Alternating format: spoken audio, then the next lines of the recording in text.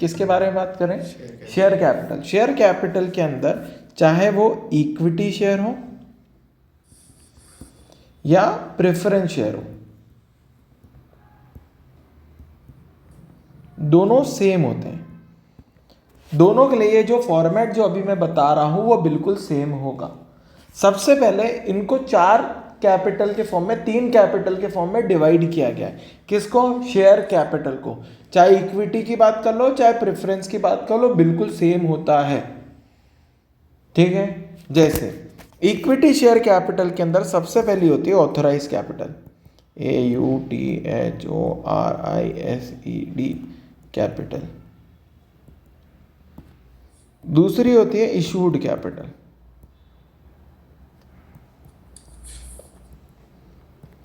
तीसरी होती है सब्सक्राइब कैपिटल।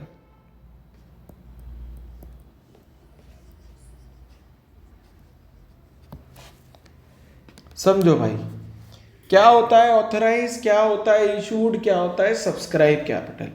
बहुत ज्यादा इंपॉर्टेंट चीजें हैं शेयर कैपिटल के अंदर से।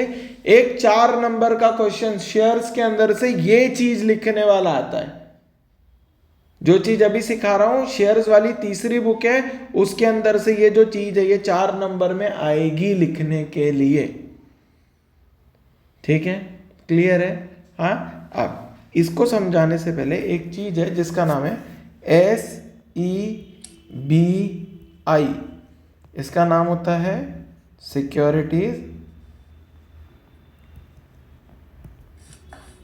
एक्सचेंज बोर्ड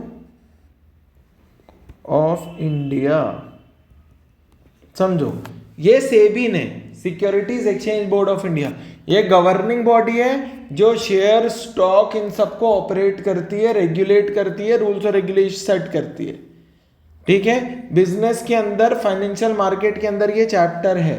मगर अब सेबी का यहाँ इंपॉर्टेंस क्या है? अगर हम बात कर रहे हैं शेयर्स की, प्रेफरेंस शेयर्स की, डिबेंचर की, तो सेबी आएगा ही आएगा। सेबी ने बोल के रखा है शेयर्स के केस में, किसके केस में? शेयर्स के केस में मिनिमम सब्सक्रिप्शन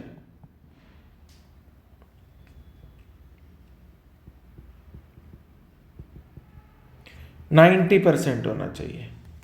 कितना होना चाहिए? 90%। डिबेंचर के केस में मिनिमम सब्सक्रिप्शन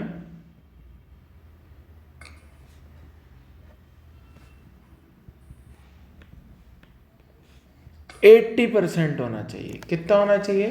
80%। मतलब किस बारे में बात कर रहे हैं?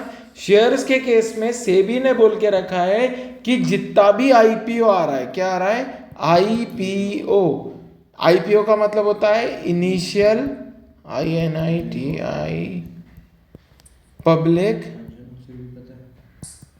ऑफरिंग। इनिशियल पब्लिक ऑफरिंग का मतलब होता है कोई कंपनी पहली बार अपने शेयर मार्केट में लाना चाहती है तो वो किसके थ्रू लाती है? आईपीओ के थ्रू।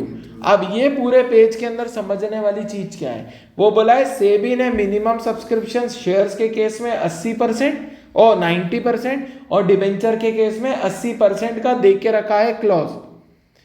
मतलब, अब मतलब समझते हैं। लिख लिया भाई? Yes sir. अब मतलब पे आते हैं। यहाँ देखो, ऑथराइज कैपिटल क्या होता है? ऑथराइज कैपिटल का मतलब होता है वो कैपिटल जिससे धंधा शुरू होने वाला है। भले आपने लगाया हो या नहीं हो, मगर एक ऑथराइज कैपिटल आपको आपके बिजनेस के अंदर दिखानी ही पड़ेगी। मैंने बोल दिया 10 लाख है, 10 लाख रुपए क्या होना चाहिए? 10 लाख रुपए। अब शेयर्स कितने? बोलेगा यार आप एक शेयर का प्राइस कितना रखना चाहते हो? 100 रुपए, 10 रुपए। मैंने बोला 100 रुपए। तो अगर मैं 100 से डिवाइड कर दूं तो ये कितना हो जाएगा?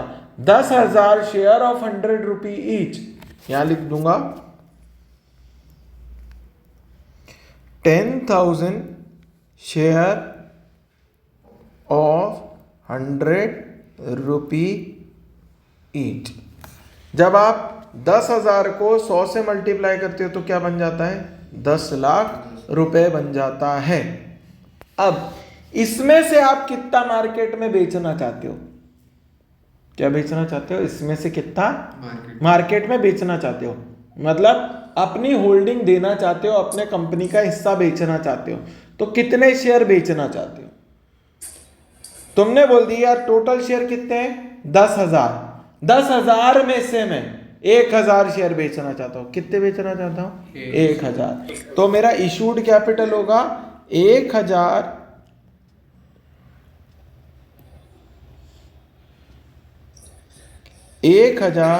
Share of 100 rupee each. तो मुझे कितना पैसा मिल रहा है? मुझे मिल रहा है कितना? 1,00,000 रुपए। ये मेरा क्या हो जाएगा? Issued capital. क्वेश्चन में दिया रहता है भैया। हाँ, कि अगर 10 लाख में दिया रहेगा। तो ठीक है, उसमें से 1,000 देने हैं। क्लियर है यहाँ तक?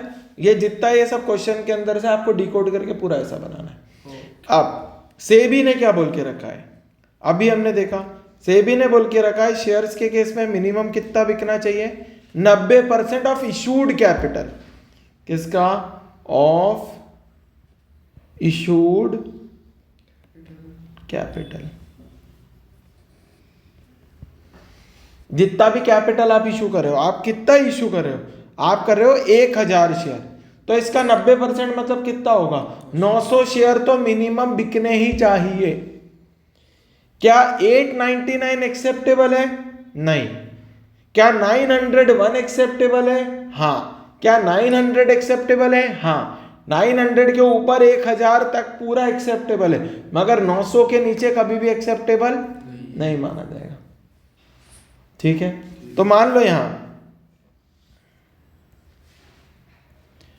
यहां हो गए 950 shares of 100 rupee each. 950 share of 100 rupee each मतलब हो गया कितना? वो हो गया 95,000। ठीक है, क्लियर है? हाँ, सब्सक्राइब कैपिटल क्लियर है? क्लियर है भाई? Yes sir. हाँ, देखो फिर से समझो, 3 तरीके की कैपिटल होती है: authorise, issued, subscribe. Authorise capital वो कैपिटल जिससे धंधा शुरू होता है। इशूड कैपिटल मतलब आपके पास जितने शेयर है उसमें से कितने डाइल्यूट करना चाहते हो, बेचना चाहते हो। ठीक है। सब्सक्राइब कैपिटल आपने जितना मार्केट में बेचने निकाला उसका कितना % बिक गया, मगर कितना % के अंदर भी बोला है कि मिनिमम 90% तो बिकने ही चाहिए। 90% से ऊपर बेच रहे हो तो कोई प्रॉब्लम नहीं, मगर मिनिमम 90% बिकना ही चाहिए। कोई डाउट इस चीज के अंदर? शेयर कैपिटल में कोई डाउट? पक्का? अगला reserve and surplus. Reserves and surplus बहुत इंपॉर्टेंट है, क्योंकि जब क्वेश्चन आता है मेन हेड सब हेड वाला, तो रिजर्व्स एंड सरप्लस के अंदर की बहुत सारी चीजें दी रहती है जो आपको खुद ढूंढनी रहती है कि ये कहाँ कहाँ जाएगी। जैसे मैं लिस्ट बोल रहा हूँ एक एक रिजर्व की, 1 2 3 4 5। पहला बोला जनरल रिजर्व।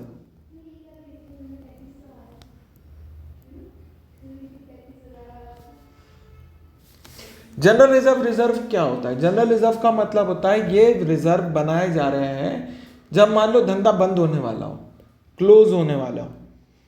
तो मान लो हम लॉस पे बंद होने वाले हैं, तो हमें लाइबिलिटी या क्रेडिटर जिनसे हमने उधार लिया उनको देने के लिए पैसा कहां से आएगा?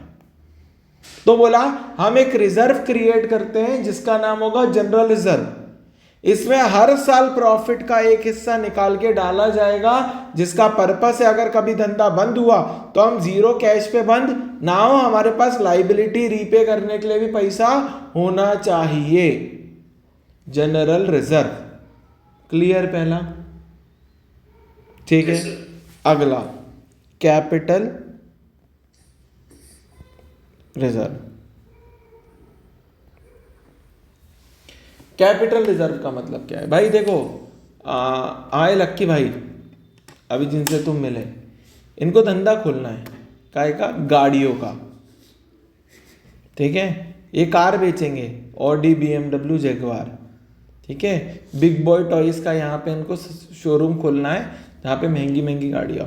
अब खोलना है तो पहले पैसा तो है नहीं, बाप अभी कॉलेज की फीस भरने के लिए तैयार नहीं है, अच्छी जगह कॉलेज पढ़ाने को तैयार नहीं, और भाई को बिग बॉय टॉयज खोलना है। तो अब भाई किसके पास जाएगा, बैंक के पास जाएगा कि भाई मेरे को लोन दो, मैं ये धंधा खोलूंगा, उससे धंधे से बिजनेस में प्रॉफिट कमाऊंगा और सारी चीजें। भाई ने बैंक लोन ले लिया, धंधा चल भी निकला, माता रानी की कृपा थी, धंधा चल निकला।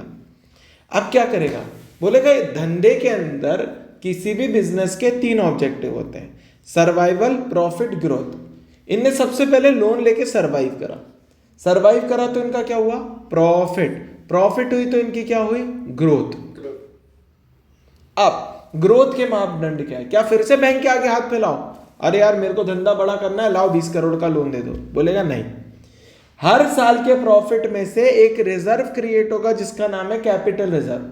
तुम प्रॉफिट का एक हिस्सा निकाल के उस कैपिटल रिजर्व में डाल दोगे, जिससे क्या होगा, जिससे ये होगा कि तुम जब बिजनेस को ग्रो करना चाहोगे, एक्सपेंड करना चाहोगे, तब तुम्हें अपनी जेब से अलग से पैसा डालने की जरूरत नहीं होगी, बैंक से लेने की जरूरत नहीं होगी, सीधे अपने रिजर्व में से पैसा निकालो और धंधे को एक्सपेंड कर लो। क्लियर है, कोई डाउट, नो सर। पक्का। अगला देखो, अगला हो गया जनरल रिजर्व, कैपिटल रिजर्व, अगला है सिक्योरिटी।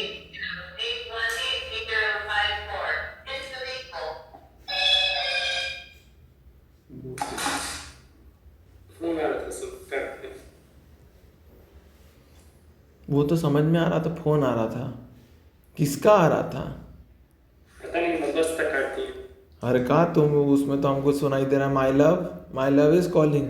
नो सर, मैं कोई गर्लफ्रेंड नहीं रखता हूँ। रखता हूँ क्या होता है,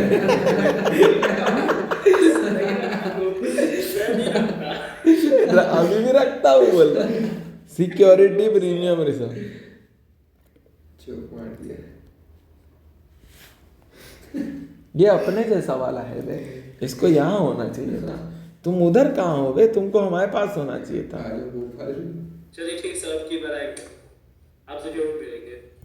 क्या तुम भोपाल आ चुके हो क्या पहले? भोपाल हाँ, सर एक बार आए थे दोस्तों के साथ, लेकिन कुछ काम हो गया, उसके बाद सब नहीं जा पाए कहीं भी। यहाँ पे क्या काम था? क्या काम था भाई? ऐसे घूमने के लिए निकल गए थे हम दोस्तों के साथ। भोपाल, बड़े अच्छे दोस्त हैं भाई। पापा अलाउ कर रहे थे, काम हुआ कि एक लड़का वहीं के एक लड़की को लेकर भाग गया।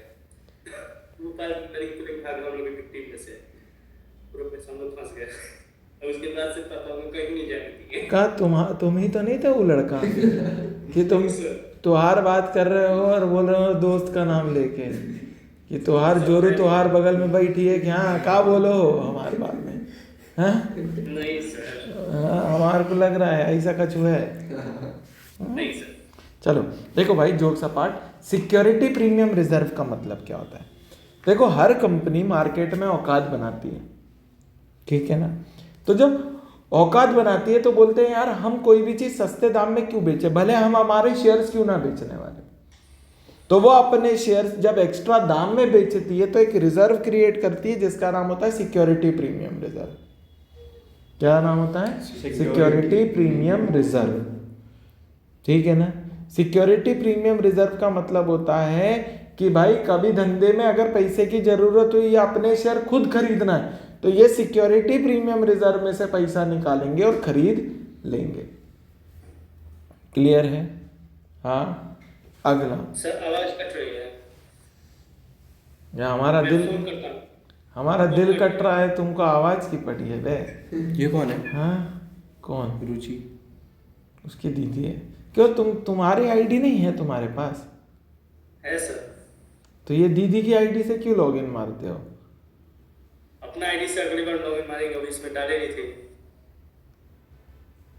मेरा लैपटॉप खराब हुआ तो दीदी का लैपटॉप छीन के लाया। उसमें भी छीनना पड़ता है घर के घर में। दीदी को बोल देते पढ़ लेंगे, थोड़ा 12वीं पास हो जाएंगे तो अच्छे नंबर आ जाएंगे तो तुमको दूसरा दिला देंगे। कल क्लास चल रहा था, उसका क्लास चल रहा था, हम छिप रहे। दीदी क्या करती है? लॉक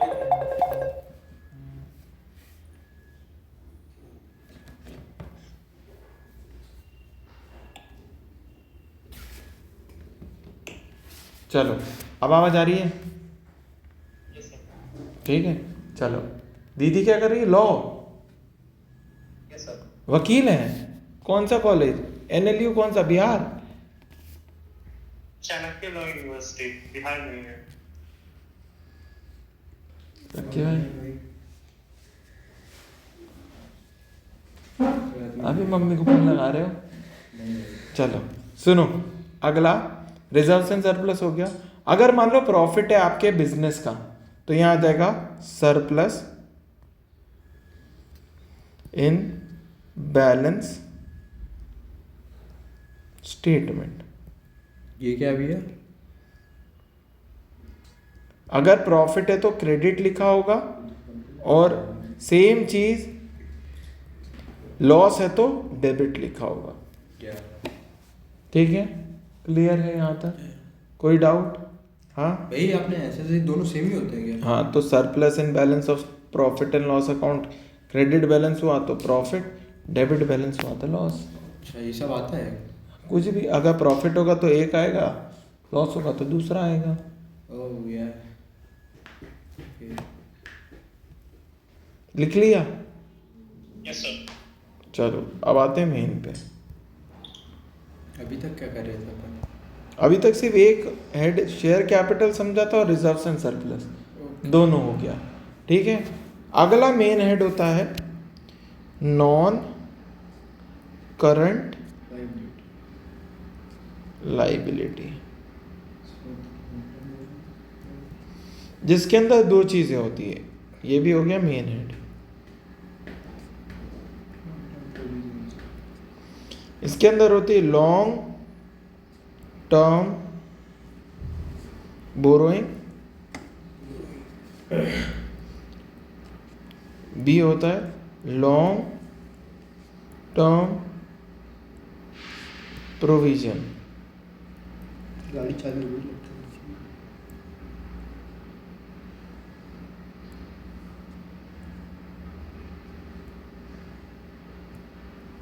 अब समझो, लॉन्ग टर्म बोरोइंग्स का मतलब होता है डिबेंचर या बैंक लोन का उधार।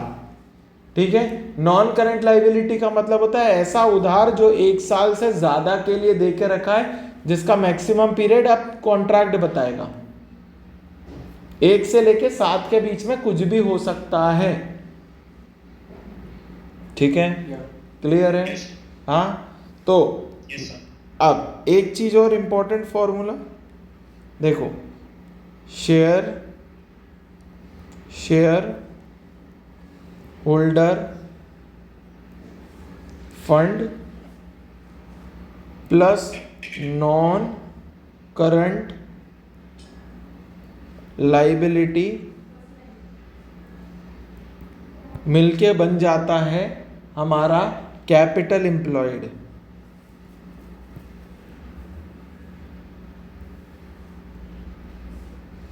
क्या बन जाता है? Capital employed. ठीक है, शेयर होल्डर फंड को मतलब owner fund, non current liability का मतलब होता है बोरोड फंड।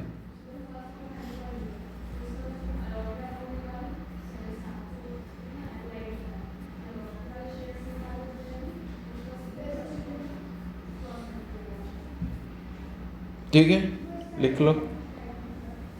फॉर्मूला है ये, एक रेशियो एनालिसिस चैप्टर है जिसके अंदर कैपिटल एम्प्लॉयड बहुत इंपॉर्टेंट है। तो कैपिटल एम्प्लॉयड का मतलब होता है share holder fund plus non current liability.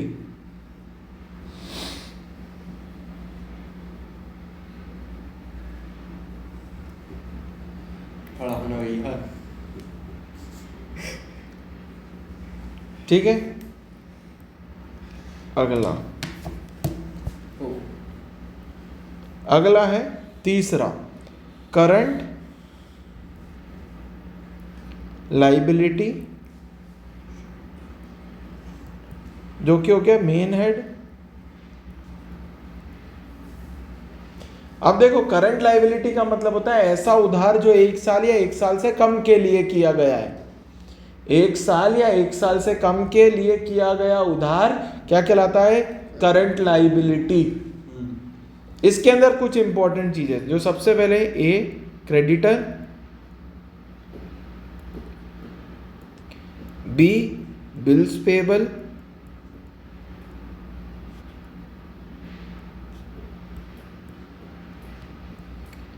सी आउटस्टैंडिंग एक्सपेंसेस,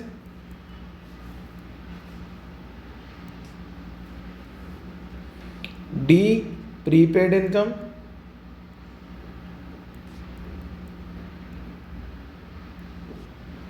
ठीक है, ई बैंक ओवरड्राफ्ट,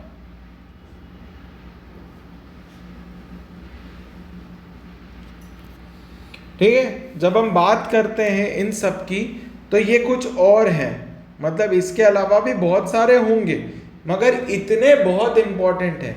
क्या क्या चीजें? Current liability, creditor, bill payable, outstanding expenses, prepaid income and bank overdraft. ये सब चीज क्या कहला रही है हमारी? ये सब चीजें हमारी कहला रही है करंट लाइबिलिटी, ठीक है, क्लियर है। जब अब बात होती है करंट लाइबिलिटी आ गई तो जो चीज निकल के आती है वो होता है टोटल लाइबिलिटी। टोटल लाइबिलिटी क्या?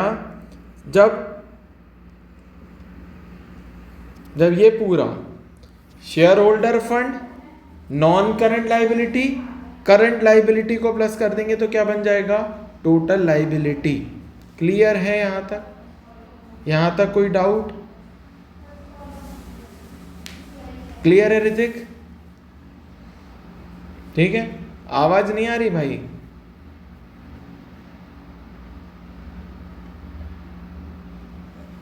सब क्लियर आ रही है, क्लियर हो गया। ठीक है, अब बात करते हैं दूसरे हेड की, जिसको बोलते हैं एसेट। यहां लिख देते हैं। देखो अगली चीज है एसेट साइड।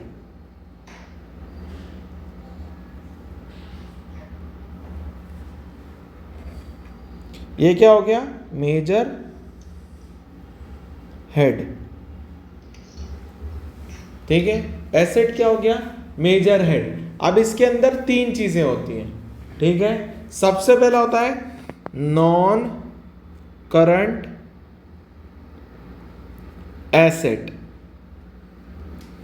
जिसके अंदर 2 चीजें होती हैं, मतलब ए टेंजिबल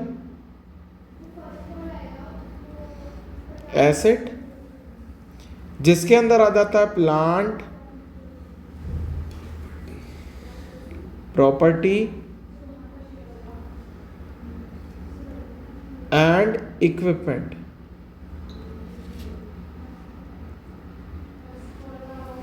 ठीक है। बी में आ जाता है इनटेंजिबल एसेट,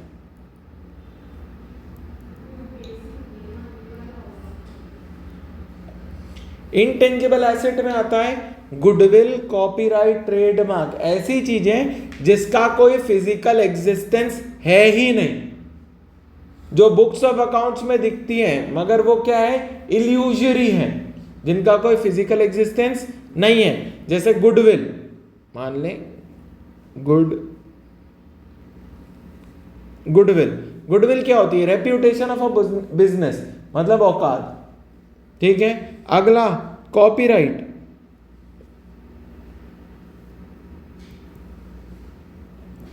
ट्रेडमार्क, ये क्या होगा? ये सब होगा इनटेंजिबल एसेट, जिनका कोई फिजिकल एग्जिस्टेंस नहीं है। क्लियर है यहां तक? ठीक है, आगे बढ़ते हैं। C non current investment. Non current investment का मतलब क्या है? ऐसी इन्वेस्टमेंट जिसका की पीरियड 1 साल या 1 साल से ज्यादा है, वो क्या कहलाती है? नॉन करंट इन्वेस्टमेंट, ठीक है। जब आप ये सब हो जाता है, फिर आता है अगला मेन हेड, जिसका नाम है हमारा current asset.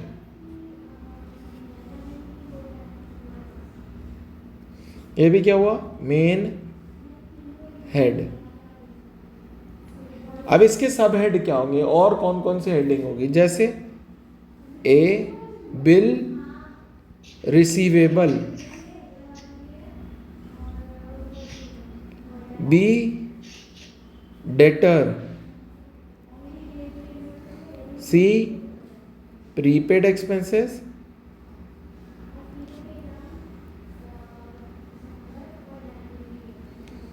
D outstanding income.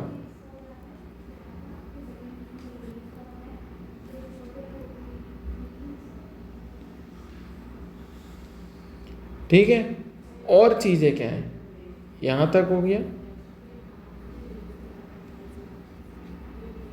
E cash and cash equivalent, मतलब कैश और कैश दूसरे फॉर्म में जब आप रखते हो तो क्या कहलाता है, कैश एंड कैश इक्विवेलेंट।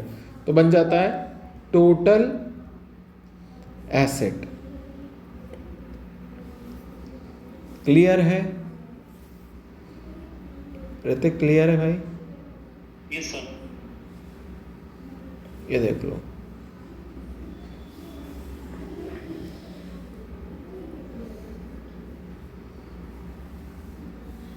कोई डाउट इस चीज के अंदर? No sir. नहीं। अब देखो कुछ फॉर्मूले जो बहुत ज़्यादा इंपॉर्टेंट है, जैसे वो कैपिटल एम्प्लॉयड देखा था वैसे और फॉर्मूले। पहला, total asset equals to total liability, total liability equals to share holder fund plus non current liability plus current liability. Total debt होता है non current liability plus current liability. NCL का मतलब होता है नॉन करंट लाइबिलिटी, CL का मतलब होता है करंट लाइबिलिटी। शॉर्ट फॉर्म में लिख रहा हूँ, बैलेंस शीट में पूरे फुल फॉर्म में लिखा है। टोटल डेट का मतलब होता है लॉन्ग टर्म लाइबिलिटी और short term liability. Non current liability long term है, करंट लाइबिलिटी शॉर्ट टर्म है, दोनों को मिला के क्या बन जाएगा, टोटल डेट। अगला कैपिटल एम्प्लॉयड होता है share holder fund plus non current liability, SHF plus NCL। Share holder fund plus non current liability क्या बन जाएगा अपना, कैपिटल एम्प्लॉयड। ठीक है, ये क्या होता है, बिजनेस में लगा हुआ पैसा। Share holder fund owner's fund, non current liability borrowed fund, दोनों मिला के क्या बन जाता है, बिजनेस में लगा हुआ पैसा। अगला total asset equals to non current asset NCA plus non current investment NCI plus current asset. जब non current asset plus non current investment plus current asset सबको मिलाते हैं तो क्या बन जाता है, टोटल एसेट। अगला जो चैप्टर है रेशियो एनालिसिस, उसके अंदर ये वाले सारे फॉर्मूले के बेसिस पे बहुत सारे क्वेश्चंस होंगे, जैसे ट्रेड रिसीवेबल टर्नओवर हो गया, ठीक है, करंट रेशियो हो गया, लिक्विड रेशियो हो गया, डेट टू इक्विटी हो गया, डेट टू कैपिटल एम्प्लॉयड हो गया। ये सारे फॉर्मूले इस पर्टिकुलर इतनी चीज ये बैलेंस शीट से ही समझ में आ जाएंगे। रेशियो एनालिसिस ऐसा चैप्टर है जिससे सीधे सीधे 6 नंबर के क्वेश्चन आने, टोटल 6 से 7 नंबर का चैप्टर है वो, ठीक है, तो आने ही आने हैं। तो इस चीज को मतलब पर्टिकुलरली ये बैलेंस शीट और ये जितना चीज समझाया है इसको बिल्कुल अच्छे तरीके से रट लो। 4 नंबर का मेन हेड सब हेड, 4 नंबर का कंपैरेटिव एंड कॉमन साइज होगा, 6 नंबर का रेशियो एनालिसिस। टोटल कितने हो गए? 14 नंबर तैयार होते हैं सिर्फ ये बैलेंस शीट करने से। अगर तुमने बैलेंस शीट एकदम अच्छे तरीके से कर ली तो तुम्हारे कितने नंबर पक्के हो रहे हैं? 14 नंबर, क्योंकि 4 नंबर का मेन हेड सब हेड, 6 नंबर का रेशियो, 4 नंबर का कंपैरेटिव कॉमन साइज, 6 नंबर का कैश फ्लो। टोटल हो गई बुक कितने नंबर की? 20 नंबर की। 20 में से 10 नंबर के न्यूमेरिकल आएंगे, 10 नंबर के ऑब्जेक्टिव, और ऑब्जेक्टिव भी इस हिसाब के कि क्वेश्चन सॉल्व करिए बिना आंसर नहीं आने वाला है।